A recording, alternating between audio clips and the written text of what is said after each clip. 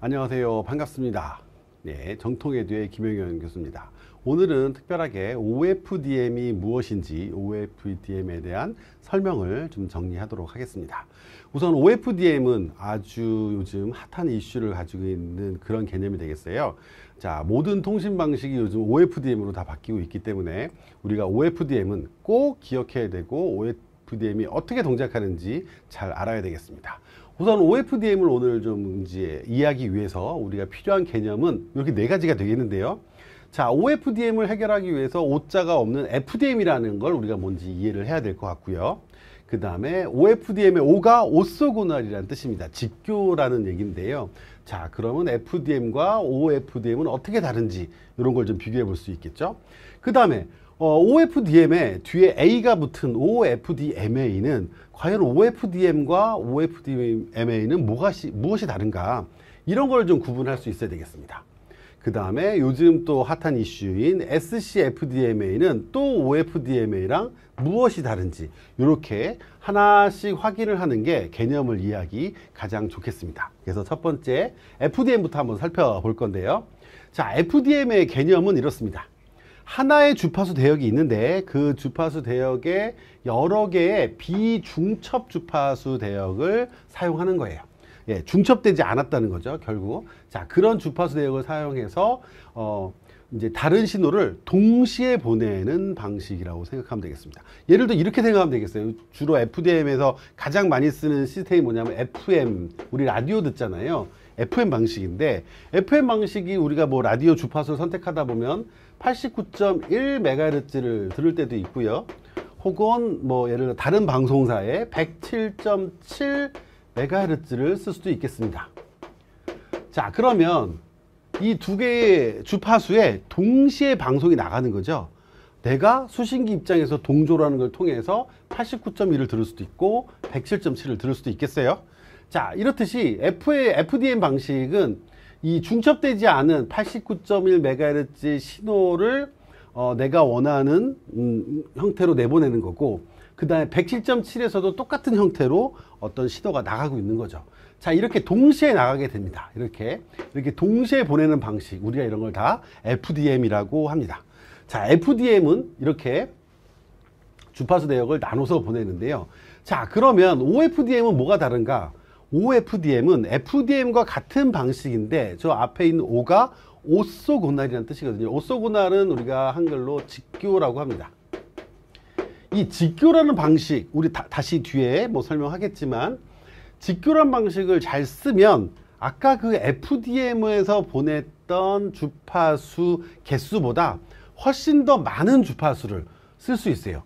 우리가 한정적으로 써서 예를 들어 FDM이 똑같이 1MHz의 대역폭을 가지고 있다고 가정했을 때, FDM은 예를 들어 100개를 보낼 수 있다 라고 가정을 한다면, 오소고날 FDM을 쓴다면 100개보다도 훨씬 많은 뭐 1000개 이렇게 보낼 수 있다는 개념이에요. FDM하고 OFDM은 이렇게 내가 보낼 수 있는 부반송파 서브 캐리어의 개수가 훨씬 더 많아진다, 이렇게 이해를 하면 되겠어요. 자, 그러다 보니까 FDM하고 OFDM은 구분을 할 수 있을 것 같고요. 그 다음에 OFDMA는 그 뭐냐, OFDM이 있고 OFDMA가 있어요. 뒤에 A 하나 차이 나는 거죠. 자, A 하나 사는 거, 이 A가 뭐겠어요? 억세스의 약자입니다. 우리가 지금 통신이라는 거를 공부했을 때 CDMA, 뭐 TDMA,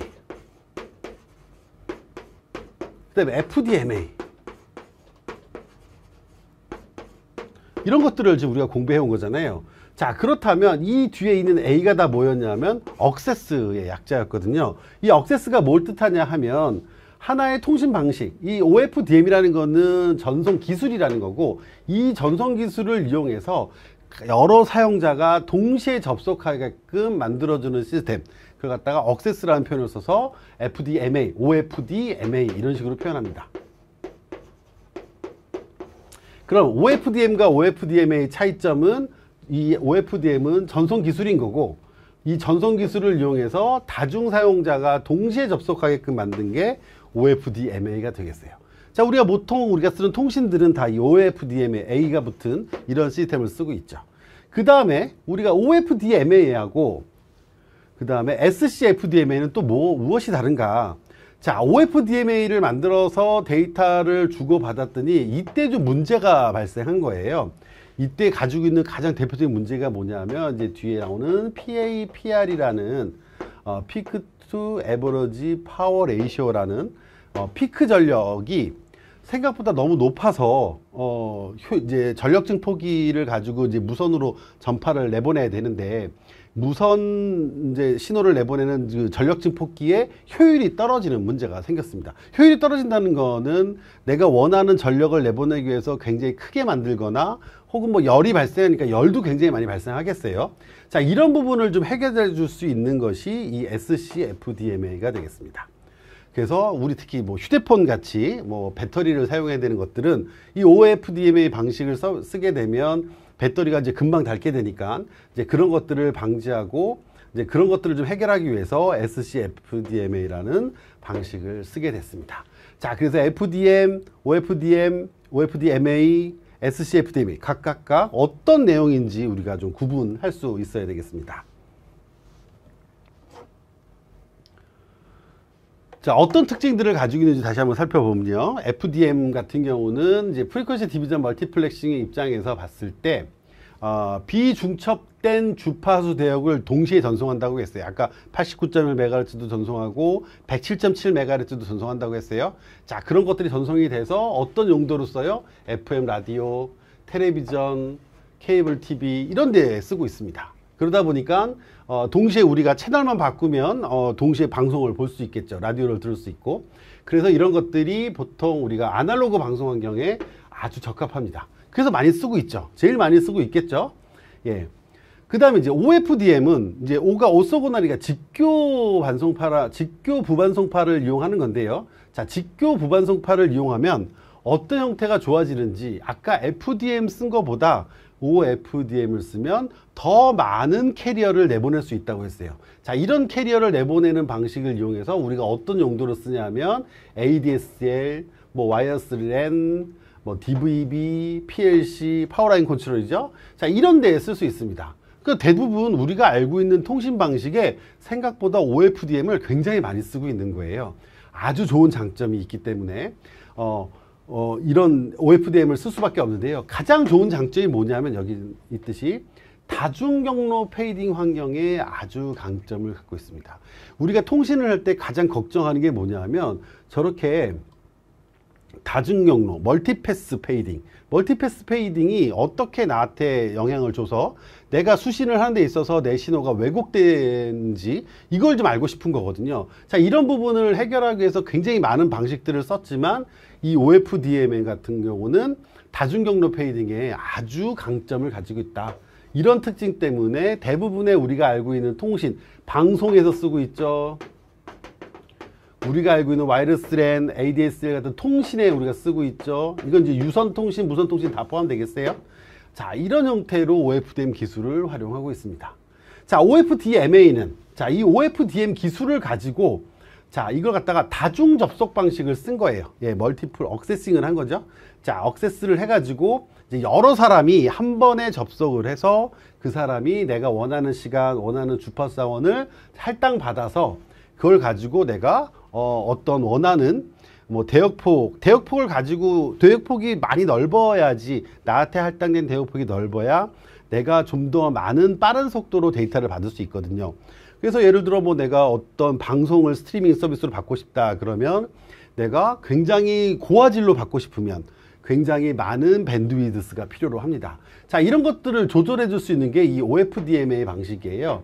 그러다 보니까 OFDMA 방식을 가지고 어디다 쓰냐 하면 가장 유명한 건 지금 우리가 쓰고 있는 휴대폰 LTE의 다운링크에 쓰고 있습니다. 그 다음에 5G 휴대폰 많이 쓰시죠? 5G의 NR 우리 뉴 라디오잖아요. 5G NR의 다운링크에도 쓰고 있어요. 그 다음에 와이파이 6 여기에도 지금 쓰고 있습니다. 자, 그러면 LTE 다운링크랑 5G NR 다운링크가 어떤 의미냐 하면 우리가 휴대폰을 통화할 때 기지국에서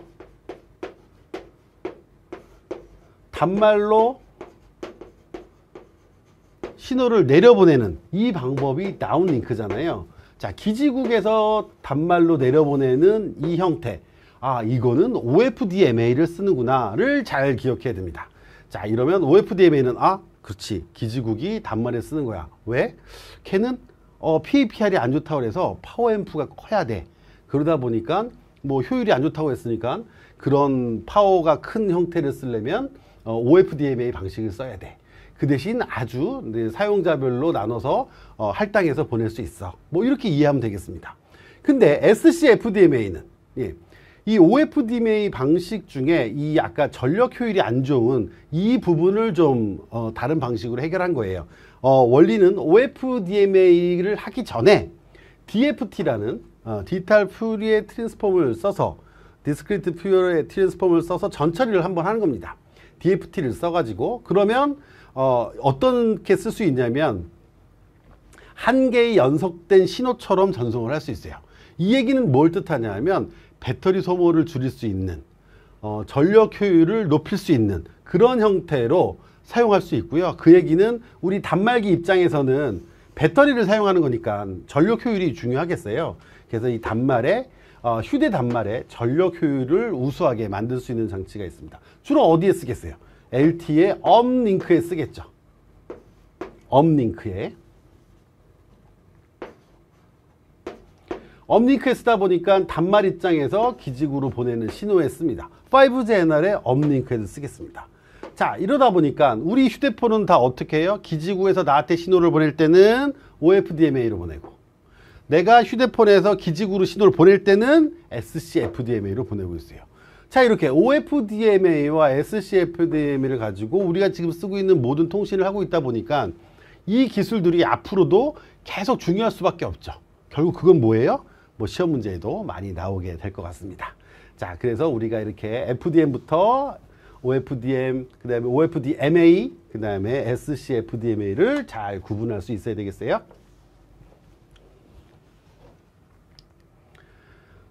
자, 네 가지 기술에 대해서 장단점을 한번 좀 살펴보겠습니다. 우선 FDM 같은 경우는 아까 방송에 많이 쓰인다고 그랬잖아요. 자, 그러다 보니까 일반적인 아날로그 방송에 아주 적합해요. 그래서 뭐 라디오 방송, 텔레비전 방송 다 이거 쓰고 있고요. 또 하나의 장점은 별도의 등화기 없이 운영이 가능하다는 겁니다. 등화기, 이퀄라이저라고 하고요. 어떤 신호가 왜곡돼서 왔으면 등화기라는 걸 이제 설치해서 등화기를 통해서 다시 복원을 해야 되는데 그런 것들이 필요 없는 거예요. 그러다 보니까 아주 좋은 장점을 가지고 있어요. 그 대신 주파수가 한정되어 있겠죠. 아무래도 내가 뭐 정해진 주파수 안에서만 신호를 내보내야 되니까. 그래서 주파수 이용 효율이 좀 낮습니다. 낮고 채널 간 필터링이 많이 잘 안 됐다. 그러면 간섭이 발생하다 보니까 내가 첫 번째 보낸 서브 캐리어와 두 번째 서브 캐리어가 충분히 떨어져 있어야지 통신이 가능하겠어요. 자, 그런데 이런 단점을 해결하기 위해서 나온 방식이 두 번째 방식인 거죠. 결국 이런 단점들을 해결할 수 있는 방법이 뭐다? OFDM의 O. O가 오소고널이라는 뜻이거든요. 직교라는 뜻입니다.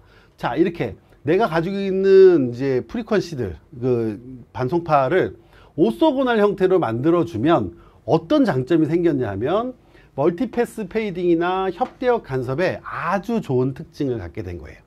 내가 신호를 오소고널, 직교 형태로만 만들어서 보내기만 하더라도 이렇게 멀티패스 페이딩을 해결할 수 있고, 또 이제 주파수 이용 효율이 여기는 굉장히 낮았는데 굉장히 많은 개수의 서브 캐리어들을 만들어 보낼 수 있습니다. 그러다 보니까 FDM이 가지고 있는 단점을 OFDM이 해결한 형태가 되겠어요. 자, 그러면 FDM의 단점을 보완하기 위한 것이 OFDM의 장점이 되겠죠. 자, 이렇게 생각해 볼 수 있겠습니다. 그럼 OFDM의 단점은 무엇이냐? 뭐 우리가 꼭 기억해야 되는 아주 중요한 문제겠어요. PAPR이 높아서 전력 증폭기 효율이 저하된다는 가장 큰 문제가 있습니다. PAPR이 뭐였어요? 피크 투 에버러지 파워 레이시오의 약자잖아요. 피크 파워, 최대 전력이겠죠. A, 에버러지니까 평균이겠죠. 파워는 전력이고 레이시오니까 이게 뭐냐면 평균분의 최대가 되겠어요. 자, 그러면 내가 어떤 평균을 가지고 있는데 최대값이 PAPR이 커진다는 건 뭐예요? 최대 피크 파워가 커진다는 걸 뜻하는 거거든요. 자, 이렇게 되면 무슨 문제가 생기냐면 내가 똑같은 뭐 예를 10W를 내보내고 싶다. 그러면 10W 파워 증폭기를 쓸 수 있는 게 아니라 이거보다 오버스펙이 뭐 100W짜리 파워 앰프를 만들어서 쏴줘야 PAPR을 좀 해결할 수 있게 돼요. 자, 이렇게 10W를 써도 되는 건데 100W를 쓴다는 건 뭐예요? 그만큼 내가 굉장히 오버스펙으로 만들어야 되고, 그러다 보니까 비용이 많이 들어가고, 그 다음에 전력도 굉장히 많이 소모가 되겠죠. 또 10W보다 100W는 굉장히 열도 많이 날 거예요. 자, 이런 문제들이 발생하는 것이 이제 OFDM이 되겠습니다. 그러면 이 OFDM을 가지고 우리가 어떤 시스템을 만들어야 되는데, 우리가 이제 멀티플 억세스 형태로 만들어야 되잖아요. 자, 그게 이제 OFDMA가 되겠어요. 자, OFDMA는 뭐예요? 다중 사용자가 사용할 수 있게 만들어주는 거예요. 자, 그래서 OFDMA 기술을 가지고 멀티플 억세스 형태로 만든 게 OFDMA이고, 이러다 보니까 OFDMA는 전력 제어가 가능하겠습니다. 자, 이런 장점을 가지고 우리가 통신을 하게 되는 거죠. 우리가 전화를 하고 싶으면 A라는 사람이 예를 들어 B라는 사람하고 통화를 하고 싶어요. 그럼 어떻게 해요? 우리는 항상 기지국이라는 걸 통해서 가능하잖아요. 뭐 기지국이라고 표현했을 때. 자, 그러면 A라는 사람이 기지국하고 통화를 하고 기지국이 다시 B라는 사람하고 통화를 해 우리가 이제 통신을 할 수 있는 건데, 자, OFDMA는 아까 같이 PAPR이 높아서 전력 증폭 효율이 저하되다 보니까 굉장히 큰 파워 앰프를 사용하게 됐어요. 자, 이렇게 큰 파워 앰프를 사용하게 되면 이건 이제 배터리 전력을 굉장히 많이 사용했죠. 그러니까 휴대 단말 쪽에서는 OFDMA 방식을 아예 쓸 수조차 없는 거죠. 그래서 휴대폰 입장에서 기지국을 받아봤을 때 기지국에서 이제 단말 쪽으로 신호를 내려보내는 거, 우리가 이거 다운링크라고 표현하잖아요. 아까 우리가 어떤 용도에 썼냐 하면 OFDMA 같은 경우는 LTE 다운링크에 썼었거든요. 자, 이렇게 전력 효율이 낮다 보니까 OFDMA 방식은 기지국에 설치가 되겠습니다. 거꾸로 A라는 사람이 기지국에 송신을 할 때는 업링크를 써야 되고, 업링크는 우리가 앞에서 봤듯이 SCFDMA라는 걸 써서 하고 있습니다. 자, 이렇게 SCFDMA는 OFDMA가 가지고 있는 그 단점을 보완한 것이 되겠어요. 자, 이렇게 시스템이 복잡하고 전력이 높은 이 부분을 해결하기 위해서 내려간 장점이 낮은 PAPR, 단말 전력이 효율이 증가한다. 그 뭐예요? 배터리 소모를 줄일 수 있는 거죠. 그래서 배터리 수명도 연장이 된다. 휴대폰 입장에서는 기지국이랑 통화를 할수록 배터리가 소모가 되겠지만 좀 덜 닳기를 원할 거거든요. 자, 이런 것들을 해결할 수 있는 가장 좋은 방식이 SCFDMA다. 자, 우리가 장점 단점을 이렇게 비교할 수 있겠어요. FDMA 가지고 있는 단점을 보완하기 위해서 OFDMA의 장점이 되는 거고요. OFDMA까지 같이 있는 단점을 보완하기 위해서 SCFDMA의 장점이 되겠습니다. 자, 이런 장점과 단점을 잘 구분해서 이 네 가지 시스템을 잘 구분하면 되겠습니다.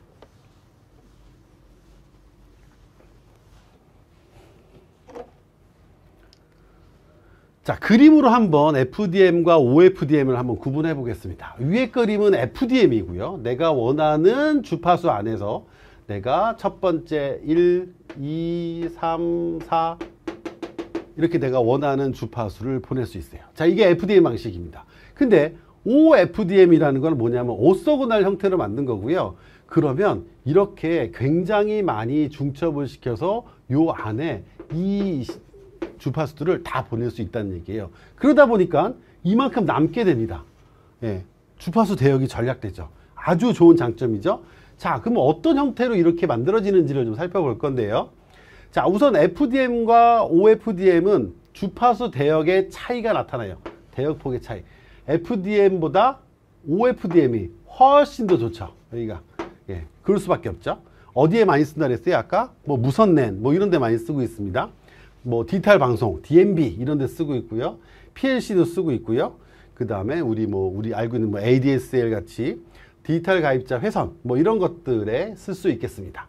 그래서 먼저 FDM과 OFDM의 그림으로 놓고 비교했을 때 내가 가지고 있는 주파수 대역이 굉장히 많이 전략이 된다. 이렇게 볼 수 있겠어요. 자, 그러면 왜 오쏘고날을 가면 그렇게 될까요? 이걸 생각해 볼 수 있잖아요. 자, 오쏘고날이라는 게 무슨 뜻이냐 하면 서로의 간섭이 없이 독립적으로 구분되는 성질을 얘기해요. 서로 방해하지 않는, 서로 이게 굉장히 중요합니다. 서로 간섭이 없이 독립적으로 존재하게 돼요. 자, 오쏘고날을 시켜놓으면 이런 것들을 우리가 이제 간섭을 최소화한다고 표현하는데요. 서로 겹쳐 있기는 한데 겹쳐 있어도 서로 방해하지 않는 거예요. 신호 캐리어가 이제 물론 이제 우리가 이제 아주 이제 임펄스처럼 이렇게 쭉 신호를 내보낼 수 있어서 이게 F1이고 쭉 실어서 F2면 가장 좋겠지만 우리가 F1이라는 게 이런 대역을 갖게 되잖아요. 이렇게 F2도 대역을 갖게 돼요. 그럼 여기 겹치는 부분이 생기잖아요. 자, 이런 부분이 생기면 그냥 FDM이었다면 이 간섭되는 영역이 커지면 커질수록 서로 오류가 발생하게 되는데 OFDM이라는 걸 쓰면 이렇게 겹치더라도 서로 방해하지 않는 그런 형태를 만든다는 거예요. 자, 이런 오쏘고날 방식을 쓰면 내가 두 신호를 구분할 수가 있습니다. 자, 그러다 보니까 자원 효율이 아주 극대화돼요. 같은 대역폭을 쓰는데 훨씬 더 많은 서브 캐리어를 쓸 수 있고요. 한 번에 여러 개를 동시에 병렬로 보낼 수 있습니다. 네, 병렬 전송 가능하고요. 그 다음에 부반송파의 직교성 유지로 주파수 간의 간섭 없이 채널을 다 채울 수 있어요. 아주 좋은 장점이 되겠어요. 자, 이런 형태로 쓸 수 있고요. 그 다음에 여기다가 우리 이제 가끔 시험 문제 자주 나오는 용어인데 뭐 사이클릭 프리픽스 뭐 이런 거 같이 이거 잘 결합을 하면 이런 것들을 가지고 다중 경로 우리 멀티패스라고 하죠. 멀티패스 상에서 ISI 인터심볼 인터피어런스죠. 예, 심볼 간 간섭을 억제할 수 있습니다. 내가 잘 수신할 수 있다는 얘기겠죠. 그러다 보니까 높은 스펙트럼 효율도 가지고 있어서 동일한 대역폭에서 더 많은 데이터를 전송할 수 있고요. 이 오쏘고날을 씀으로 인해서 많은 장점 중에 특히 등화, 이퀄라이저를 쓸 필요가 없습니다. 우리가 FFT, 뭐 패스트 퓨리에 트랜스폼이죠. FFT만 가지고도 복원이 가능한 아주 간단한 수신 구조를 할 수 있어요. 가장 큰 장점은 오쏘고날을 쓰면 주파수 선택적 페이딩이 아주 강해서 신뢰도가 향상합니다. 예, 그래서 두 개의 신호가 서로 간섭 없이 독립적으로 구분될 수 있다. 이게 아주 이제 오쏘고날의 가장 큰 장점이 되겠어요. 자, 그럼 오쏘고날 잠깐만 뭐 살펴보고 가면요. 이렇게 이해할 수 있겠습니다. 자, 두 개의 신호가 있어요. F1T와 F2T가 있는데 그 두 신호가 직교되어 있다고 하면 자, 벡터 신호라는 게 직각이고 내적의 합이 0이 되는 이런 벡터를 만들면 서로 관련이 없다는 얘기죠. 벡터의 내적의 합을 0으로 만드는 거예요. 여기 예를 드는 건데 자, F1T와 F2T가 있습니다. F1과 F2가 있는데 자, 우리가 H of T를 여기 써 있습니다만 3F1 플러스 5F2로 신호를 만들었어요. 자, 그럼 이런 H of T를 내가 송신을 했어요. 그럼 수신을 할 때 수신 측에 내가 이 F1을 어떻게 찾아내냐 하면 이 들어오는 H of T 신호에다가 F1T를 곱하는 거예요. 자, 그러면 F1과 F2가 직교였다면 우리가 어떤 신호를 만들 수 있냐면 이 안에서 쭉 F1하고 F2를 다 곱하면 자, H of T에 F1T를 곱하면 3F1에 뭐가 나오겠죠? F1이 나올 거고요. 거기다가 5F2에 또 똑같이 F1이 나오겠죠. 자, 이러면 어떤 형태가 돼요? 뭐가 남아요? F1하고 F1은 뭐 살아남겠지만 F2와 F1은 내적의 합이 0이기 때문에 없어져 버리거든요. 그러면 내가 이 H of T라는 신호를 보냈는데 이 F2랑 상관없이 내가 F1T를 곱하면 F1만 남는 거예요. F2만 곱하면 그럼 이거 없어지고 F2만 남겠죠. 예, F2만. 자, 이 방식이 바로 직교라는 방식입니다. 오쏘고날인 방식입니다. 이렇게 하면 가장 좋은 게 뭐예요? F1과 F2의 그 두 가지의 주파수를 간섭 없이 내가 딱 분리할 수 있습니다. 이 원리를 그대로 활용하는 게 OFDM이 되겠어요. 그래서 오쏘고날을 이용하면 내가 원하는 주파수를 구분해낼 수 있다. 그래서 OFDM 송신기를 한번 살펴보면요. 자, 우리가 이렇게 직렬로 신호가 들어오겠어요. D0, D1, D2, D3 이렇게 신호가 들어왔을 때 우선 이제 뭐 직병렬 변환기를 통해서 병렬 프로세싱으로 바꿔주면 한 번에 동시에 내가 왔던 D0 네 가지 신호를 동시에 다른 캐리어를 통해서 한 번에 내보낼 수 있어요. 그때 하나는 F0를 실어서 보내고 하나는 F1을 실어서 보내고 이렇게 보낼 수가 있습니다. 자, 이렇게 보낸 신호가 그 이제 서메이션 해서 날아가게 되면은 이런 병렬 데이터가 막 이런 복잡한 형태로 날아가게 될 거예요. 자, 이렇게 만들어진 신호를 받아서 우리가 이제 무선으로 날리게 되겠습니다. 이렇게 OFDM 송신기를 만들 수 있고요. OFDM 송신기는 아까 들어왔던 병렬 데이터를 이제 구분해 내야 되잖아요. 아까 내적의 합이 두 개의 주파수가 다르면 내적의 합이 0이 되니까 없어지잖아요. 그러면 내가 F1을 찾고 싶으면 F1을 곱하면 돼요. F0를 찾고 싶으면 F0를 곱하면 되고. 그러니까 수신기는 어떻게 형성이 돼요? 들어온 신호는 굉장히 복잡한데, 자, 이 복잡한 형태에서 F0 곱하면 D0가 나오는 거고, F1 곱했더니 D1이 나오는 거예요. 자, F2 곱했더니 D2가 나오고 쭉 해서 우리가 직병렬 변환기를 통해서 데이터를 뽑아내면 아까 송신기에서 보냈던 내 D0, D1, D2, D3 데이터를 다 복원할 수 있다는 거죠. 자, 동시에 복원할 수 있다는 겁니다. 이렇게 직교성을 갖는 오소고널리티를 갖는 부반송파들을 곱해서 수신단에서 수신할 수 있습니다. 다시 부반송파와 곱해진 신호를 일정 주기에 따라서 또 적분을 하게 되면 이제 부반송파의 성분은 모두 이제 0이 되고 본래의 데이터 값만 남게 되겠죠. 자, 이런 형태로 만들면 내가 원래 신호를 찾아낼 수 있습니다. 자, 이렇게 만들어진 게 OFDM 수신기가 되겠어요. 자, 그래서 OFDM은 오소고널이라는 방식을 통해서 내가 동시에 신호를 보내더라도 굉장히 이렇게 복잡한 신호였더라도 이런 신호도 모두 다 복원할 수 있다. 이렇게 이해를 하면 되겠습니다. 다음은 이제 OFDM의 장단점을 한번 살펴볼 건데요. 자, OFDM의 가장 큰 기술적인 특징, 아까 직교한다 그랬잖아요. 부방송파들이. 자, 직교한 게 가장 큰 기술적인 특징이 되겠어요. 자, 그러다 보니까 어떤 장점을 가지고 있냐면 다중 경로에 인한 열화에 대해서 효율적으로 대응할 수 있습니다. 멀티패스로 신호가 들어왔는데 뭐 그 부분에 대해서 내가 효율적으로 대응할 수 있다는 거고요. 자, 주파수 선택적 페이딩에 아주 강하게 됩니다. 예. 그 다음에 협대역 간섭에도 강하게 되고요. 에러에도 강하게 되고요. 그러다 보니까 방송용에 아주 적합합니다. OFDM이 가지고 있는 장점, 오소고날이기 때문에 생긴 것들이죠. 자, 오소고날이 생긴 장점들 꼭 외워두면 좋겠어요. 뭐 이해해도 되겠지만 좀 뭐 이해가 안 될 때는 OFDM은 이런 장점을 가지고 있구나 꼭 기억하면 될 거고요. 자, 그러면 OFDM의 단점은 무엇이 있을까? 자, 아까 PAPR이 높아진다고 했잖아요. 그러다 보니까 PAPR을 확실하게 확보하기 위해서 굉장히 오버스펙의 파워앰프를 써야 된다고 했어요. 자, 그러다 보니까 적당하게 어느 정도의 파워앰프를 쓰면 비선형 특성이 아주 생기기 쉽습니다. 예, 아주 좋으면 좋겠지만 계속 무한적으로 좋게 만들 수 없으니까. 그 다음에 반송파의 주파수 옵셋이 아무래도 있으니까 위상 잡음을 좀 생각해야 될 것 같아요.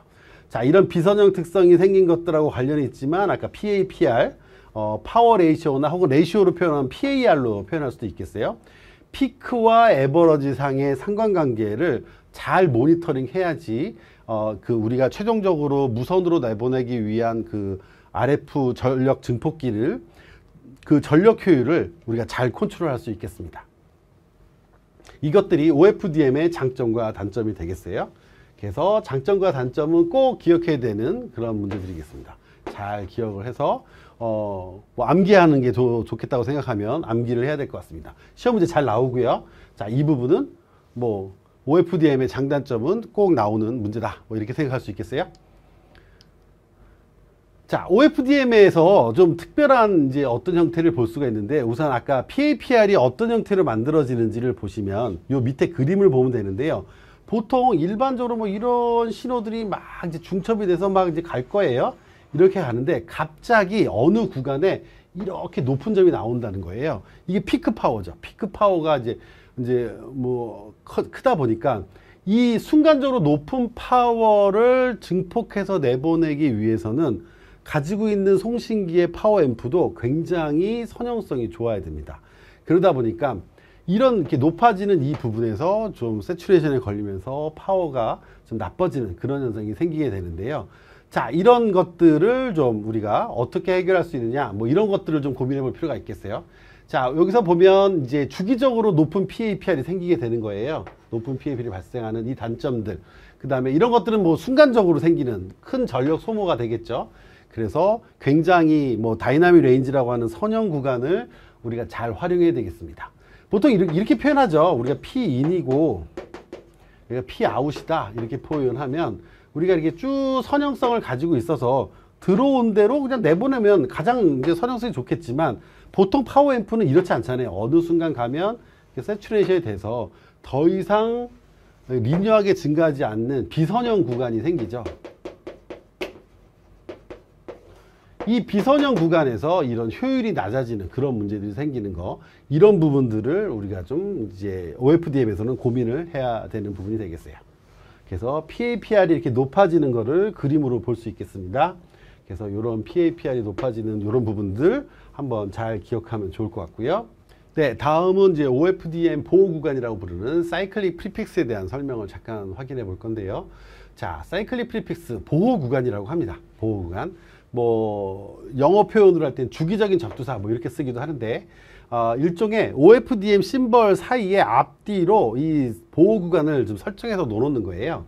이제 이걸 왜 해야 되냐 하면은 우리가 아주 뭐 신호를 보냈을 때 멀티패스에 강하긴 하지만 계속 그런 것들이 반복된다면 어떤 문제가 끝까지 생기냐면 심벌 간의 간섭이라는 게 생겨요. 그 다음에 지연 확산에 따른 주파수 선택식 페이딩이 계속 이제 뭐 발생했을 때 직교성을 좀 상실하는 문제가 생겼다. 그러면 복원할 수 없잖아요. 자, 그랬을 때 생기는 어떤 반송파 간 간섭도 발생하게 됩니다. 자, 이런 부분들을 좀 해결하기 위해서 OFDM이 워낙 좋은 특성을 가지고 있지만 거기에다가 이 CP라는 보호구간을 삽입하면 더 좋아진다라는 개념이거든요. 그래서 부반송파 직교성이 깨지면 성능이 나빠지니까 이런 것들을 해결하기 위해서 어떤 여유 구간을 좀 놓는 형태로 이해하면 되겠습니다. 그래서 OFDM 심벌의 앞뒤에 CP를 넣어서 우리가 삽입을 해서 이제 활용을 하면 아까 같은 ISI나 ICI를 이제 발생하지 않게 만들 수 있다. 이런 뜻입니다. 그래서 CP는 꼭 기억해야 되는 컨셉이고요. 이런 개념을 잘 이용해서 우리가 OFDM의 성능을 더 업그레이드 시킬 수 있습니다. 자, 그러면 이제 OFDM이라는 거는 전송 기술이잖아요. 자, 이런 기술을 기반으로 OFDMA는 어떤 좀 특성을 가지고 있냐면 요거 그림 하나만 잘 기억하면 되는데요. 자, OFDM은 전송 기술이에요. 자, OFDM이라는 전송 기술을 가지고 OFDMA를 쓸 건데요. 이거는 기지국에서 결정을 할 거거든요. 기지국에서 단말적으로 내려보내는 신호, 다운링크가 OFDMA라 했어요. 자, 그러면 기지국 입장에서 굉장히 많은 유저 1도 만나게 되고 유저 2도 만나게 되고 유저 3도 만나게 돼요. 자, 이 세 사람을 원래 그냥 OFDM 방식으로 하면 그냥 서브 캐리어에 이 하나씩 보내면 됩니다. 예, 그래서 먼저 유저 1 먼저 보내고 그 다음 유저 2 먼저 보내고 그 다음 유저 3 보내고 뭐 이런 형태로 하는 게 OFDM이라고 하면 OFDMA는 자, 각각 유저 1을 내가 캐리어를 바꿔가면서 보낼 수 있어요. 자, OFDMA 입장에서는 유저 1을 내가 이만큼 보내고 있으면 갑자기 뜬금없이 이쪽에서도 보낼 수 있고요. 유저 2는 내가 이쪽에서 보낼 수 있으면 이런 형태를 통해서 보낼 수도 있습니다. 결국 무슨 얘기냐면 기지국 입장에서 사용자 환경에 맞춰서 스케줄링을 할 수 있다는 거예요. 그럼 스케줄링을 하게 돼서 내가 원하는 주파수와 내가 원하는 시간에 이렇게 할당함으로써 많은 데이터를 보낼 수 있다는 건데요. 이게 이제 가능함으로써 뭘 쓸 수 있냐면 내가 휴대폰이 옛날에는 뭐 이제 우리가 LTE 밴드는 L 뭐 1, 1, 3, 5, 7, 9 뭐 이런 식으로 쓰고 있는데요. L 이제 밴드라고 치면 자, 1밴드가 이제 2GHz 대고요. 3밴드가 1.7GHz 대입니다. 5밴드가 800MHz 대예요. 자, 이러면 내가 LTE 입장에서 5밴드로 데이터를 보내다가 1밴드로 바꿀 수가 있어요. 전환이 가능하다는 거예요.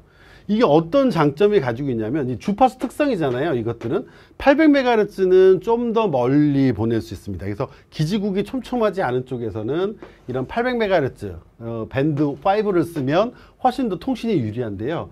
자, 예를 들어 시골에 뭐 기지국이 촘촘하지 않은데 뭐 데이터량이 많지 않은 그런 곳은 800MHz 신호를 보내고, 그 다음에 아주 도심에 촘촘해서 아는 가입자들이 있다 그럴 때는 L밴드 1, LTE 밴드 1을 써가지고 데이터를 보내게끔 이 기지국에서 이걸 계속 내가 조절할 수 있습니다.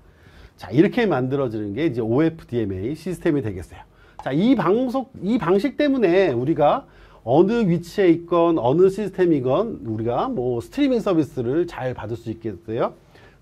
아무래도 처한 환경이 좋으면 이제 화질이 좋아지고, 처한 환경이 나쁘면 화질이 나빠지는 형태들이 자, 이런 OFDMA 시스템에서 할당을 어떻게 해주냐에 따라서 결정이 되겠습니다. 자, 시스템 잠깐 보면 OFDMA 신호 이제 처리 과정은 1, 2, 3, 4, 5, 6, 8 이런 식으로 7 거쳐서 8 되는 형태로 이루어져요. 그래서 보통 우리가 이제 OFDMA 신호 처리는 이런 방식을 이용합니다. 아까 데이터가 들어왔고 시리얼 투 패러로 바꿔주고 부반송파 매핑하고 그 다음에 IDFT를 돌리고 그 다음에 다시 바꿔주고 보호구간 여기서 5번에서 삽입하고 그 다음에 우리가 변조를 통해서 RF로 올려보내는 거고요. 그 다음에 그걸 거꾸로 이제 수신하는 입장에서는 이 역산 방식으로 이용하겠습니다. 자, 이런 형태로 OFDMA 신호 처리를 하고 있고요. 각각의 시리얼 패럴에서 직렬 데이터 스트림 한다는 거, 그 다음에 부반송파를 매핑하는 거, F0를 곱해야 되잖아요. F0, F1, F2. 그것도 다 오소고날 형태의 주파수를 곱해야 되니까. 그 다음에 이제 IFFT를 해서 우리가 신호를 이제 퓨리어 트랜스폼을 한다는 거고요. 이렇게 연산을 실행해서 복주하는 것까지 FFT의 동작과 같게끔 만들고, 그 다음에 병렬 스트림을 통해서 데이터를 추출해내고, 그 다음에 보호구간 삽입해서 우리가 무선 RF 쪽으로 보내면 OFDMA 방식으로 우리가 송신을 할 수 있겠습니다. 또 다른 개념은 이제 SCFDMA인데요. 자, OFDMA는 기지국에서 단말에 신호를 내려보낼 때 쓴다고 했어요. 자, 여기서 OFDMA는 기지국 입장에서 다운링크로 이제 유저 인터페이스인 뭐 이제 단말 쪽으로 신호를 내려보낼 때 이렇게 내가 한 번에 내려보낼 수 있는 캐리어들이 굉장히 많아요. 예, 이렇게 보낼 수 있습니다. 그러다 보니까 이제 피크, 각각의 이제 전력들이 막 겹치다 보니까 이제 피크가 커져서 이제 에버리지보다 엄청 크다 보니까 PAPR이 나빠지게 되는 거죠. 자, 그래서 PAPR을 개선하기 위해서 많은 고민을 해야 되지만, 근본적으로 이 OFDMA는 그 신호들이 합쳐져 있기 때문에, 그 피크 에버리지 파워 레이쇼를 낮추기가 쉽지 않습니다. 근데 그거를 단말기 입장에서는 OFDMA를 썼으면 파워 레이쇼가 점점 높아지니까 단말기의 효율이 나빠져가지고 배터리를 급속하게 닳게 하는 그런 문제가 발생하게 돼요. 자, 그런 부분을 해결하기 위해서 쓸 수 있는 방법이 SCFDMA이고요. SCFDMA는 싱글 캐리어 FDMA입니다. 그래서 OFDMA를 변조하기 전에 DFT를 한번 하는 거예요. DFT 전처리를 추가해서 이렇게 하면 이제 나갈 때 마치 이게 하나의 캐리어가 하나씩 가는 그런 형태를 만들어줍니다.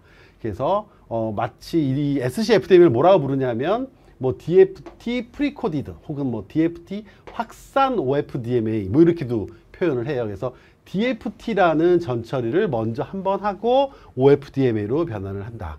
자, 이렇게 하면 PAPR을 감소시켜서 전력 효율을 낮출 수 있고요. 자, 이런 것들이 이제 지금 현재 LTE 통신, 5G 통신의 상향 링크, 업링크에 지금 사용하고 있는 것들이죠.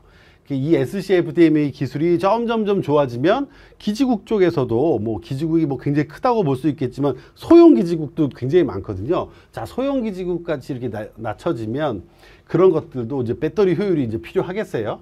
자, 그래서 SCFDMA 기술은 앞으로 계속 발전될 기술이에요. 그러다 보니까 우리가 SCFDMA에 대해서는 아주 관심을 갖고 계속 지켜봐야 될 것 같고요.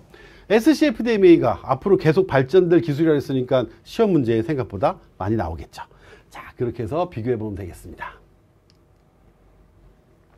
SCFDMA 아까 OFDMA 앞에 DFT를 추가한다 그랬어요. 그러니까 요 부분에 DFT를 하나 추가하고 IDFT를 추가하는 요 부분만 포함돼서 SCFDMA가 만들어진다. 이렇게 이해하면 되겠습니다. 자, 그러면 앞으로 SCFDMA가 이제 계속 발전할 것 같은데 왜 그렇게 될 것인가? 6G 시대가 이제 올 건데 6G 시대에서 SCFDMA 역할은 뭐냐? 첫 번째가 초고속 데이터 전송을 지원합니다. 그러니까 기존에 있는 뭐 시스템보다 굉장히 빠른 전송 속도를 이제 제공하게 될 거고요. 그것들은 어떤 형태로 쓰게 되냐면 뭐 대용량 미디어의 스트리밍 서비스를 한다거나 우리 AR, VR, 그다음에 초고화질, 원격 진료 뭐 이런 것들에 쓸 수가 있겠죠. 그래서 6G로 갔을 때 SCFDMA가 점점 기술이 좋아지면 이런 부분을 다 커버할 수 있게 됩니다. 그 다음에 우리 PAPR을 OFDMA에서 걱정했는데 이런 부분이 SCFDMA는 일단은 해결이 되는 거잖아요.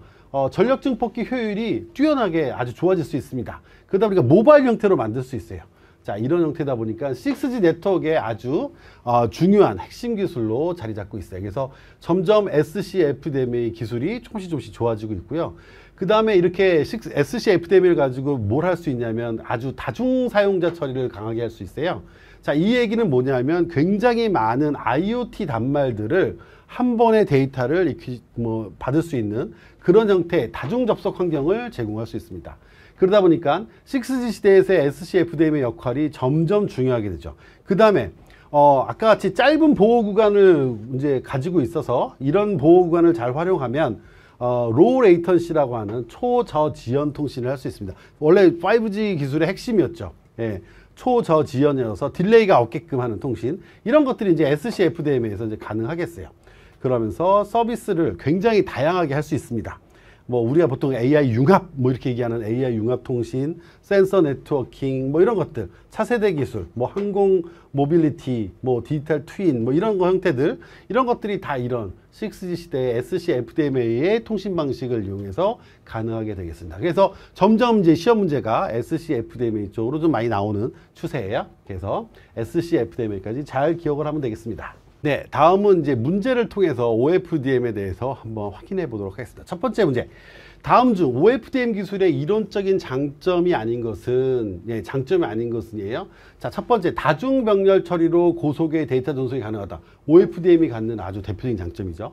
예, 그 다음에 PAPR 값이 CDMA 대비 작다. 일단 CDMA 대비 작지도 않고 PAPR이 지금 가장 큰 문제였어요. 자, PAPR 나오면 뭘 생각해야 돼요? OFDM은 단점이다. 딱 이렇게 생각해야 됩니다. PAPR, 장점이 아닌 것이니까 1번은 답이 당연히 2번이 되겠죠. 예. 자, 나머지 1, 3, 4는 맞는 거겠죠. 다중경로 페이딩, 멀티패스 페이딩에 아주 좋은 특성을 보인다. 예, OFDM이 갖는 가장 대표적인 장점이었어요. 그 다음에 서브 캐리어 간의 직교성이 유지된다. 왜냐면 오소고날이니까 당연히 서브 캐리어 간의 부반송파 간의 직교성이 꼭 유지돼야 되겠죠. 자, 이렇게 해서 1번 문제는 장점이 아닌 것을 찾는 거니까 단점을 찾으면 됐었네요. 자, 이렇게 해서 우리가 OFDM 기술의 이론적인 장점이 아닌 걸 한번 확인해 봤고요. 자, 2번 문제입니다. 2번 문제는 우리 다음 중 다중 접속 방식에서 서로 직교하지 않는 것은 무엇인가? 자, 직교하지 않는 것. 우리가 보면 자, OFDM은 오소고날이잖아요. 오소고날 신호의 멀티 캐리어 성분들 당연히 직교하겠죠. 자, 그 다음에 0과 1을 코이런트하는 DPSK의 변조한 신호.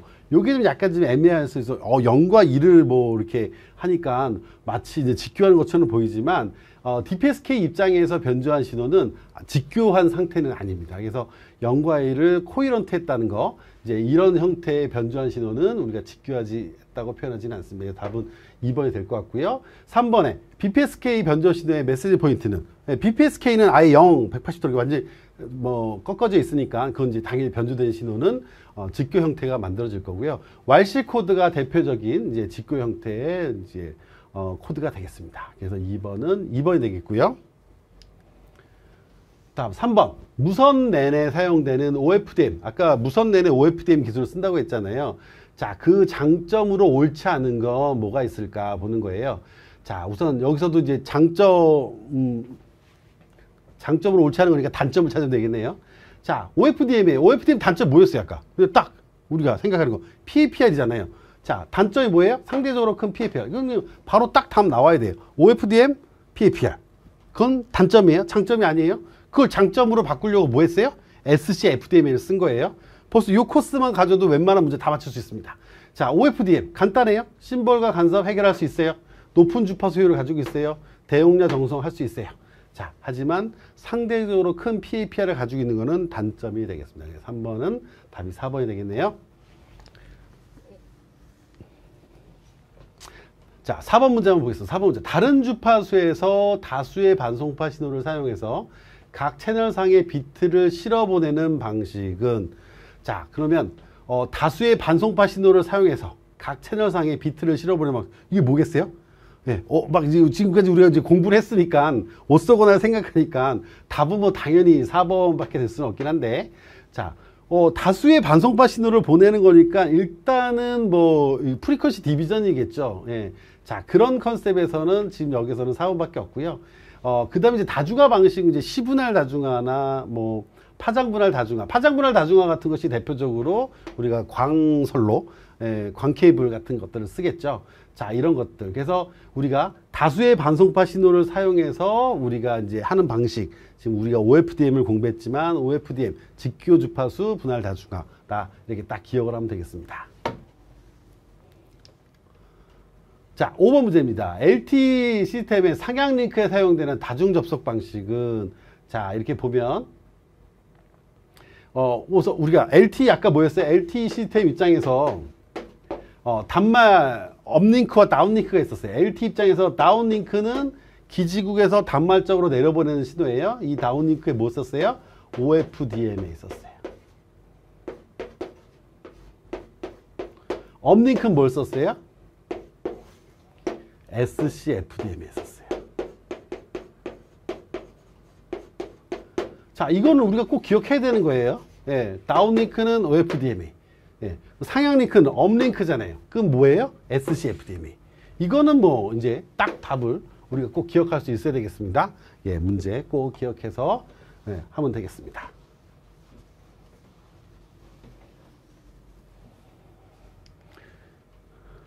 자, 6번 문제는요. 다음 이동통신 방식들이 있는데 이 중에서 다중 접속 방식이 다른 거. 어떤 이제 다중 접속 방식, 다들 다중 접속 방식인데 다른 하나를 골라보는 거예요. 자, IS95, WCDMA는 같은 계열이죠. HSDPA까지는 실은 같은 계열입니다. 이 세 개는. 자, 이게 다 CDMA 방식에 관련된 것들이잖아요. 자, 같은 계열이고, 이 중에 와이브로가 뭐예요? 와이브로는 OFDM 기술을 사용했습니다. FDMA 방식이죠. 자, 와이브로는 이제 좀 점점 서비스가 이제 안 쓰이고 있지만 다 LTE로 바뀌고 있지만 이제 옛날 문제에서는 이제 와이브로가 붐을 이뤘을 때는 이런 문제도 한번 구분해서 확인할 수 있었습니다. 다음 7번 문제입니다. OFDM에 대한 설명으로 옳지 않은 거를 찾는 거예요. 자, 옳지 않은 거. 우선 첫 번째, 부반송파 간의 직교성을 이용해서 주파수 스펙트럼을 효율적으로 이용할 수 있다. 이건 뭐 오쏘고나를 이용한 거니까 직교성을 이용했어요. 아주 맞는 답이겠죠. 자, 두 번째, 광대역 전송 시에 나타나는 주파수의 선택적 채널이 심벌간 간섭이 없는 주파수 비선택적 채널로 근사화된다. 이 결국은 우리가 이제 ISI라는 심벌간 간섭을 최소화한다는 얘기잖아요. 그래서 이거는 가지고 있는 좋은 의미겠습니다. 자, 여기에는 FFT를 쓴다고 그랬어요. 등화기를 쓰지 않아요. FFT를 써가지고 신호를 내가 바꿀 수 있어요. 패스트 퓨리어 트랜스폼을 사용해서 OFDM은 신호를 변환시킬 수 있다. 자, PAPR 나오면 뭐였어요? OFDM에서는 그냥 무조건 단점이에요. 자, PAPR이 높아서 문제예요. 자, PAPR이 작아, 증폭기의 전력 효율이 높다. 이거는 이렇게 되면 좋겠죠. 근데 그렇지가 못하잖아요. 자, PAPR이 높은 게 지금 단점이었으니까 당연히 답은 7번이 되겠습니다. 그래서 OFDM, PAPR 단점, 요거는 딱 코스로 외워두면 되겠어요.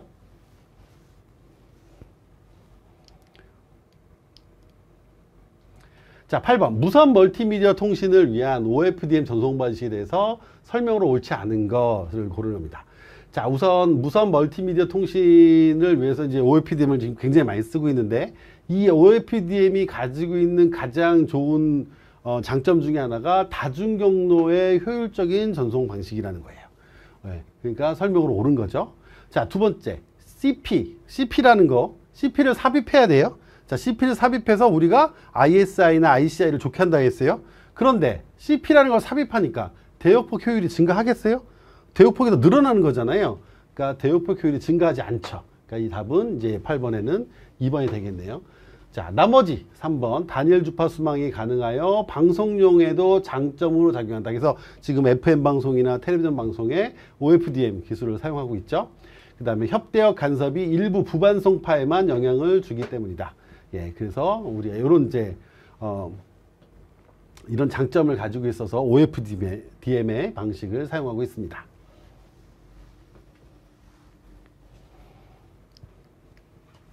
네, 9번 문제. 자, LTE, 롱텀 이볼루션이나 LTE에 사용되는 직교 주파수 분할 다중화 방식에 대한 설명으로 옳지 않은 것은, 자, 우선 LTE라는 방식에 우리가 지금 OFDM을 다운링크에 쓰고 있는 거예요. 업링크는 뭐였어요? SCFDMA였어요. 자, 이렇게 기본을 알려놓고, 첫 번째, 단일 반송파 정송 방식에 비해 일반적으로 피크 투 에버리지 파워 레이쇼 PAPR이 크다는 단점이 있다.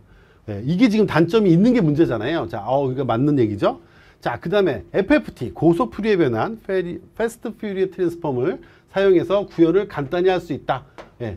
뭐 FFT 쓰는 게 구현을 간단히 하는 건가요? 일단 등화기 쓰는 것보다는 간단하게 바뀔 수 있는 거죠. 예, 그런 면에서 뭐 FFT가 아주 간단하냐 그렇지는 않을 수 있겠지만 어찌됐건 FFT는 디지털 프로세싱이기 때문에 뭐 하드웨어적으로 봤을 때는 뭐 MCU 뭐 이런 반도체에서 다 처리하는 부분들이에요. 어떤 다른 어떤 기구들의 장치들이 들어가는 게 아니라 그러다 보니까 생각보다는 뭐 간단하게 구현할 수 있습니다. 그 다음에 페이딩을 극복하기 위해 등화기를 사용할 수 있다. 예, 사용할 수도 있겠죠. 예, 사용할 수 있지만 사용 안 해도 상관없는 거죠. 그 다음에 직교 주파수 분할 다중화는 직렬 전송 기술이다. 직렬은 하나 가고 또 하나 가고 이거잖아요. 근데 OFDM이 가지고 있는 게 뭐예요? 한 번에 왕창, 한 번에 꽝꽝 보낼 수 있는 그런 병렬 전송 기술이잖아요. 그래서 답은 9번은 4번이 되겠습니다.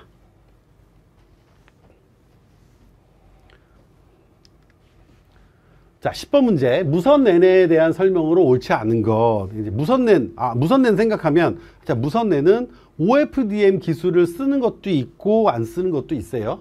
자, 이제 그걸 잘 이제 생각해서, 첫 번째, 1번은, IEEE 802.11 규격으로 ABGN이 있으며, 물계층과 맥계층에 대해서 규격을 정하고 있다. 이제 이거는 뭐 OFDM하고 상관이 없지만, 802.11에 대한 설명이죠. 네, 맞는 얘기가 되겠어요.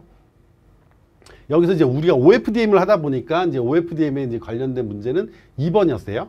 IEEE 802.11과 802.11b를 제외하고는 OFDM의 기술을 적용하고 있다. 예, 이건 맞는 얘기입니다. 그래서 지금 와이어리스 N의 대부분 요즘 아주 고속 와이파이 이런 것들은 다 OFDM 기술을 쓰고 있습니다. 아주 초창기 것만 이제 다이렉트 시퀀스 방식, DS 방식을 쓰고 있겠죠. 예, 그렇게 무선랜을 쓰고 있었고요. 자, 3번 문제는 사용 주파수 대역은 2.4GHz며 점유 대역폭은 20MHz로 모든 규격이 동일하다. 뭐 이게 일단 말투 자체가 이건 답이 아니겠죠. 예, 뭐 5.8GHz도 쓰고 있고 대역폭도 굉장히 늘어나고 있겠습니다.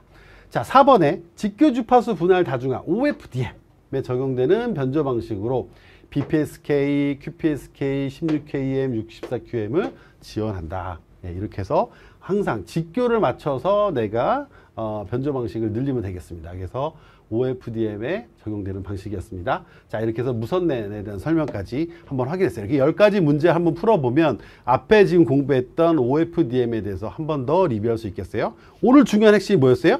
자, PAPR은 단점이에요. OFDM의 단점이었습니다. 자, 단점을 극복하기 위해서 뭘 만들었어요? SCFDMA를 만든 거예요.